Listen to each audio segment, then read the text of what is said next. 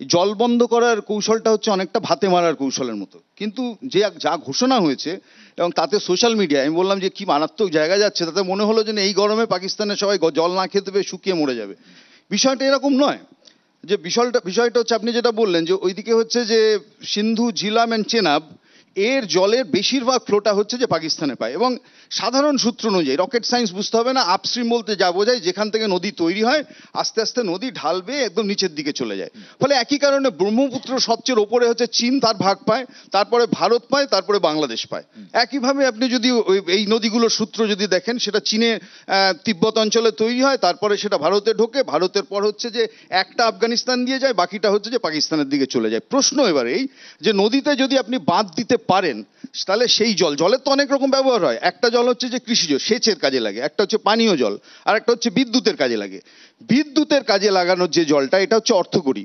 এবং এখানে আপনাকে দুরকম ভাবে বিদ্যুৎ তৈরি করা যায়, একটা হচ্ছে বাঁধ দিয়ে, আর একটা হচ্ছে রান অফ দ্য রিভার বলে, অর্থাৎ বাঁধ না দিয়ে, অর্থাৎ যেতে যেতে নদীটা হুপ করে একটা জায়গায় পড়ছে তলায় কোথাও জল, সেই জলটাকে অ্যারেস্ট করে আপনি টারবাইন চালালেন, তারপর হচ্ছে সেখান থেকে বিদ্যুৎ করলেন।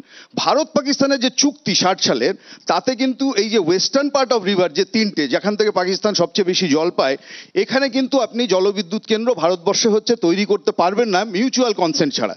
ফলে অলরেডি ভারতবর্ষ প্রপোজ করেছিল এরকম 8টা বা 9টা বিদ্যুৎ কেন্দ্র আছে, যেটা পাকিস্তান আপত্তি তোলার কারণে সেটা আটকে আছে। একমাত্র একটা হয়েছে এর মধ্যে, সেটা যথেষ্ট ভালো মেগাওয়াটের একটা বিদ্যুৎ। ফলে বাকি যে ওয়েস্টার্ন রিভার্সগুলোর উপর দিয়ে আপনি যদি সেই জল, যেটা পাকিস্তানে বেশিরভাগটা যায়, আপনি যদি সেই জলটা আটকাতে চান, তাহলে আপনাকে যে পরিমাণ বাঁধ দিতে হবে এবং যে পরিমাণ ব্যারেজ তৈরি করতে হবে, ডাইভার্ট করতে হবে, সেটা আরও 10 বছরের প্রকল্প, এবং তার জন্য যা খরচ করতে হবে সেটা মারাত্মক। এবং সর্বোপরি জল আপনি স্টোর করে রাখতে পারবেন না, জল কোনো না কোনো সময় আপনাকে নিচে ছাড়তে হবে, সেটা মনসুনের সময় ছাড়ুন।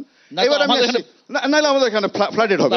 আমি আপনাকে বলছি যে যেটা টাইট দেওয়ার প্রশ্ন আসে না এক্ষেত্রে আলোচনা, টাইট কোথায় দেবেন? টাইটটা দিতে পারে দু জায়গায়। যেমন চীন দিতে পারে ভারতকে, যদি ব্রহ্মপুত্রের আপস্ট্রিমের river data, river flow data, অর্থাৎ জল কত বইছে গরম, বর্ষা, শীত, এই সময়টা, বিশেষত বর্ষার সময় মনসুনে আমাদের ভারতবর্ষের উপর দিয়ে জল বয়ে পাকিস্তানে যাচ্ছে।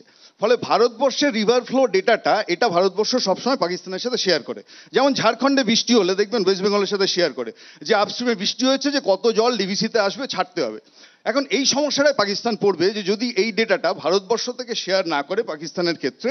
কিন্তু আবার বলছি, এই ট্রিটিটা এমন একটা প্যাচের ট্রিটি, এই ট্রিটিটা, এই চুক্তিটা বাতিল করতে পারবে না। এই জন্য দেখবেন সাবধানে লিখেছে স্থগিত রাখা আছে। হ্যাঁ, এবং লাস্ট আমি যেটা বলছি যে যেটা এফেক্টেড হবে ইস্টার্ন পার্ট অফ পাঞ্জাব, মানে যেটা পাকিস্তানে আছে, তার ইরিগেশন সেটা হচ্ছে থ্রু ইন্ডিয়া দিয়ে হয়, সেই অংশটা হচ্ছে খানিকটা এফেক্টেড হবে যদি হচ্ছে মনে হয় যে এই ট্রিটিটা বাতিল হয়।